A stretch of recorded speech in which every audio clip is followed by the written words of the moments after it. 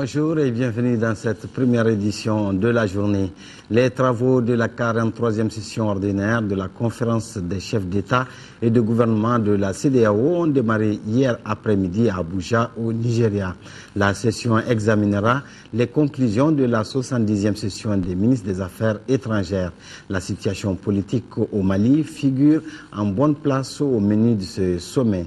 Plusieurs chefs d'État africains ont répondu présents, dont le professeur Dioncounda Traoré, président de la République par intérim. Envoyés spéciaux Aoui Touré et Dembawan. Cette 43e session ordinaire fait le point de l'ensemble des derniers développements depuis le sommet de février 2013 de Yamoussoukro en Côte d'Ivoire. 12 chefs d'État sur les 15 de la CEDEAO sont présents. Le président Goodluck Jonathan, hôte du sommet, s'est félicité des progrès obtenus en un temps record dans la résolution de la crise malienne et bissau-guinéenne. Le président Alassane Ouattara, qui est à son deuxième mandat en tant que président de la CEDEAO, est revenu plus en détail sur l'ordre du jour de la conférence. Cette session, a rappelé le président Ouattara, se tient dans un contexte régional largement dominé par l'actualité politique au Mali. Tous les efforts en cours pour parfaire l'intégration de nos économies et l'œuvre de construction communautaire sont bien évidemment liés au préalable de la paix, de la démocratie, de la stabilité et de la sécurité.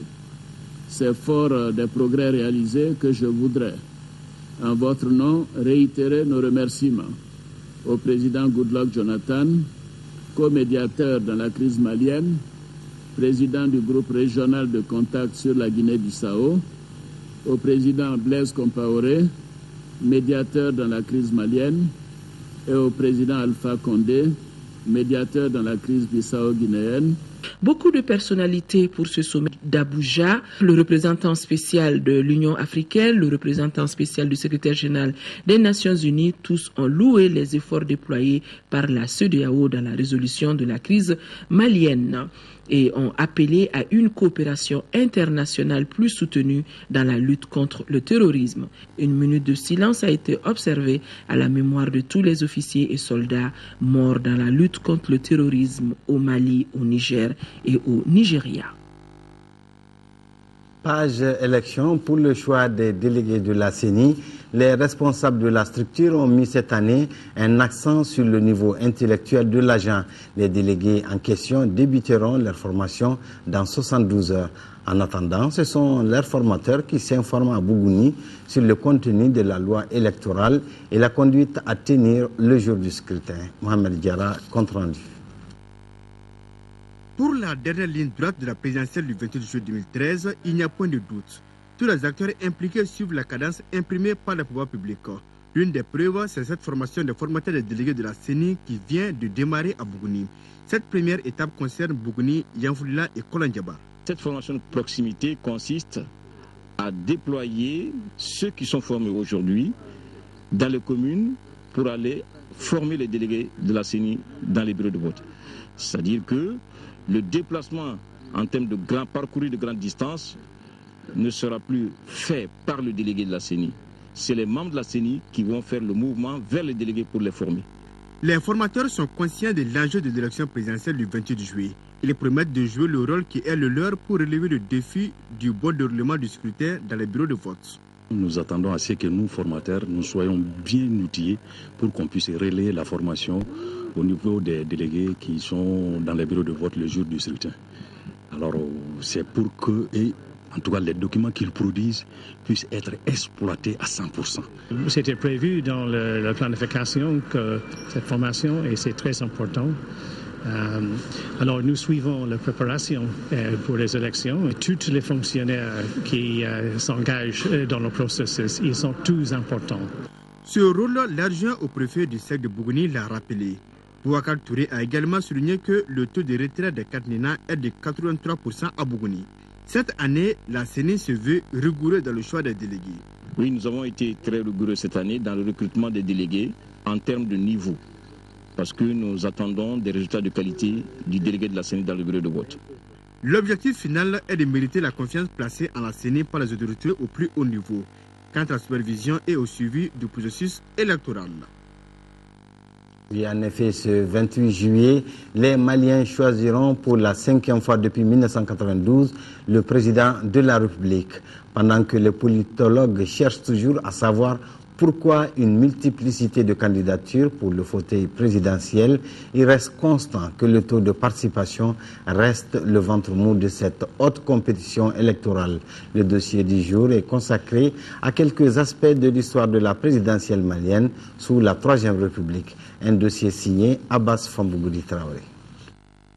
Après la conférence nationale de 1991, notre pays a très tôt mis le cap pour se hisser dans le club restreint en Afrique des démocraties nouvelles, le multipartisme intégral en bandoulière.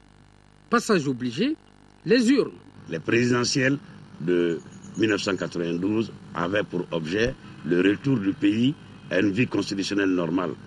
Donc l'objet fondamental, c'était la mise en œuvre de la Constitution du 25 février 1992 qui lui-même a été adopté par référendum en janvier 1992. Ainsi, de janvier à avril 1992, nos concitoyens se mobilisent tour à tour pour le référendum, les élections municipales, législatives et présidentielles.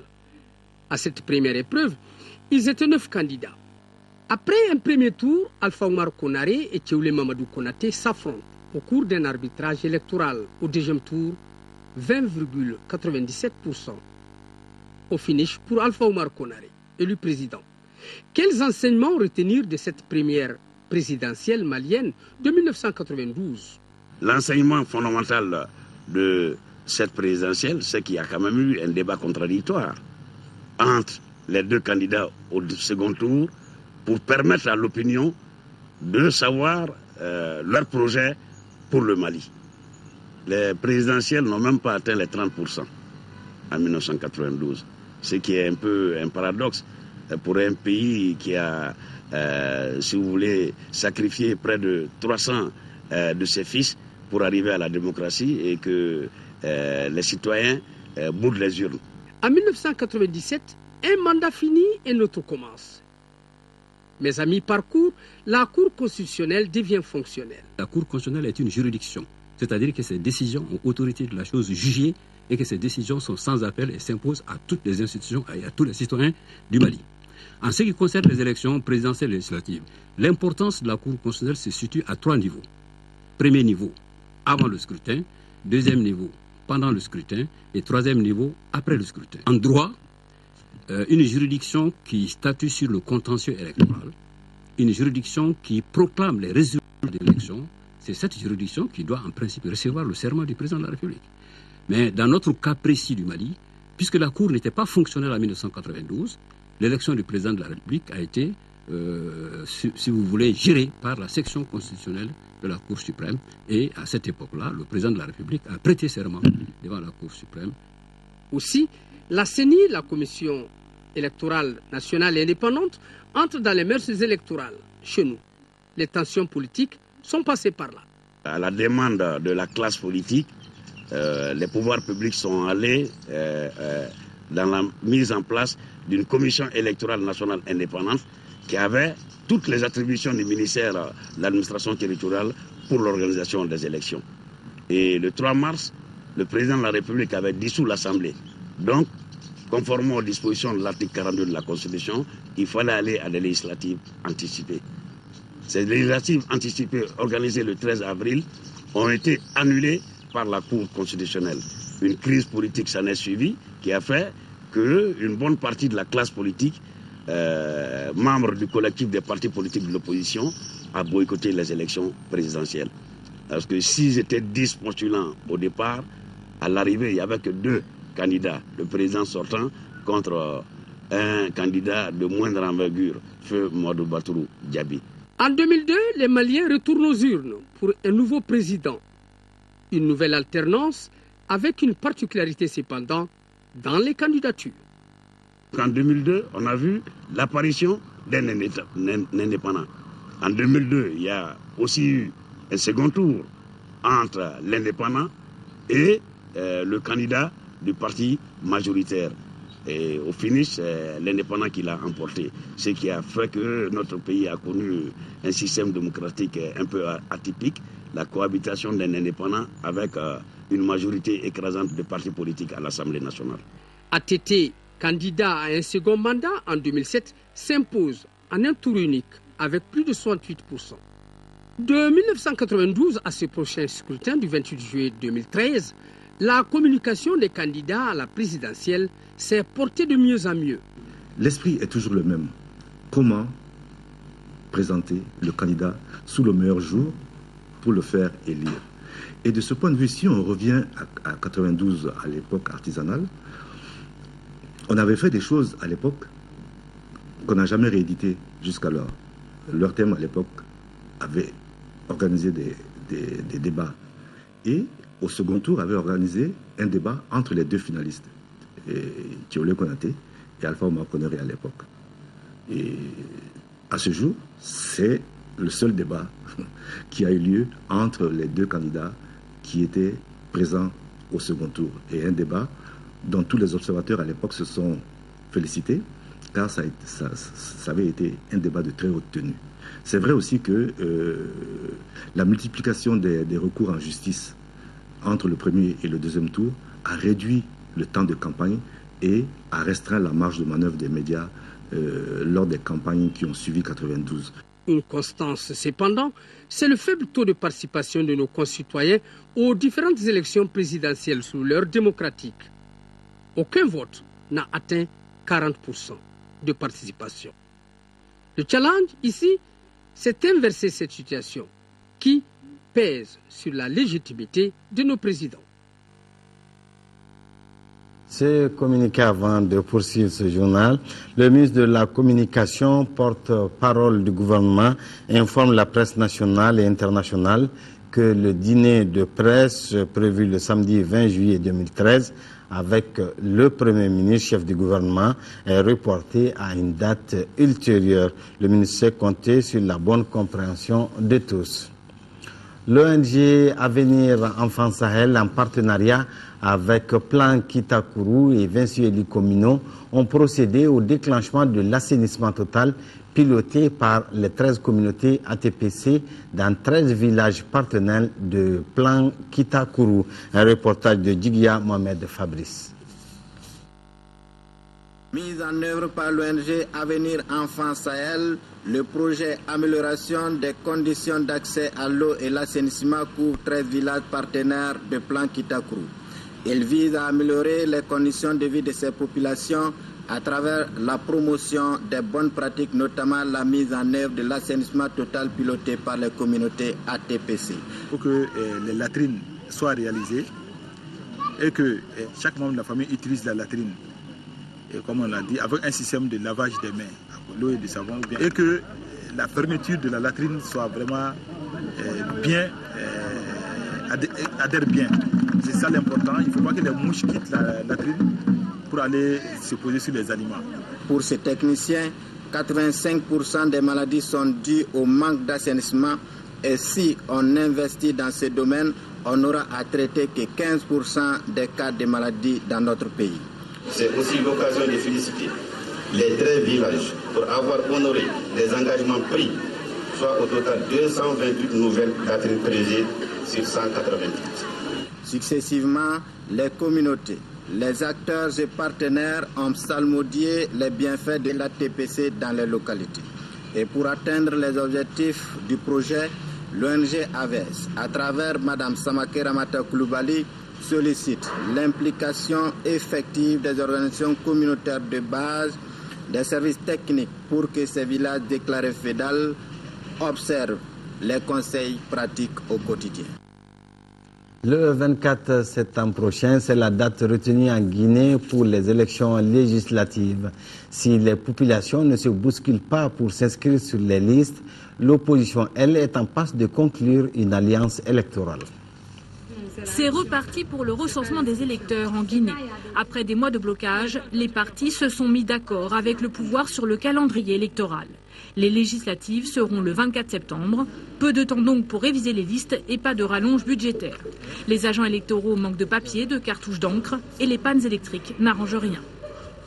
On a des difficultés par rapport au matériel parce que c'est un peu lent et quand on enrôle un nombre trop élevé, on a des difficultés par rapport à ça. Ramadan oblige, il n'y a pas foule au recensement et au vu des pannes, il faut être motivé pour réussir à s'inscrire. Je me suis inscrit ainsi, mais pour prendre la photo maintenant, on me dit qu'il y a une panne technique là. Le problème est là, mais on me dit d'attendre le superviseur. Là, je suis là actuellement à attendre le superviseur.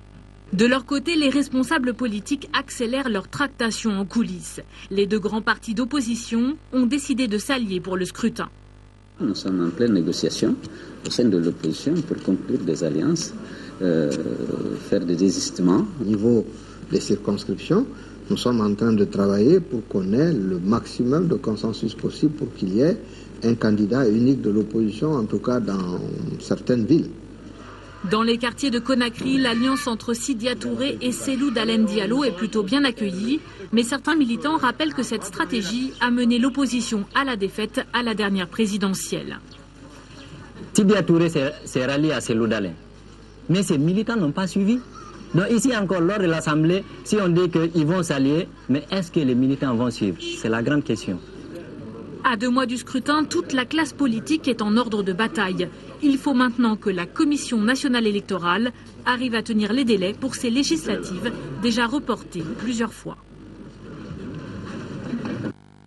En RDC Congo, la population de Rutshuru est exaspérée par les conséquences de la guerre entre les rebelles et l'armée régulière. Pillage et séquestration sont le quotidien des populations de la zone des combats. Territoire de Rutshuru, à l'est de la République démocratique du Congo. Ici, à longueur de journée, on pousse des tchoukoudous surchargés. Ou bien, on marche sur des routes défoncées, longtemps, des kilos sur la tête. Canne à sucre ou récolte en tout genre selon les saisons. Ici, à l'est, on subit depuis des années la loi du plus fort. Cette fois, c'est la rébellion du M23 en conflit avec le gouvernement qui contrôle le territoire. Derrière la démarche débonnaire de ces policiers rebelles se cache une toute autre réalité dans les quartiers de Rutshuru. Surtout les hommes qui s'appellent M23. Hein? Nous tracassons ici tous les jours. Hein?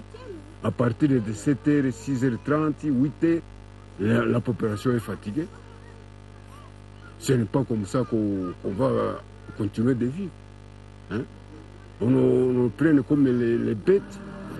Pillage des maisons ou des récoltes, meurtres, viols, menaces, l'insécurité est permanente. Et les étudiants de l'Institut supérieur pédagogique, qui préparent les examens de fin d'année, ont l'esprit ailleurs. Quand je faisais le voyage vers Goma, j'ai été surpris par des bandits armés. Ils nous ont pillé tout ce que nous avions été pris par ces bandits. On a peur même de venir à l'école puisqu'on pense à la mort souvent. Génocidaires rwandais, pseudo-milices d'autodéfense, soldats gouvernementaux ou rebelles du M23, tous tourmentent la population. Alors le dimanche, c'est en masse qu'on vient prier. La paroisse Saint-Aloïs n'est pas assez grande pour accueillir tous les fidèles. Des dizaines communieront de l'extérieur. Nous allons donner notre souffrance à qui? C'est Dieu, pas d'autre. C'est comme ça. Abandonnée par Kinshasa, otage des rebelles, pressurée, violentée, cette population est ballottée depuis 20 ans, au gré des crises militaires. Et le canon, qui tonne depuis 4 jours à Goma, n'a rien de rassurant. Fin de cette édition. Merci de l'avoir suivi. Prochain rendez-vous d'infos, ce serait le soir avec Ndeye Sissoko. Bonne suite des programmes de l'heure.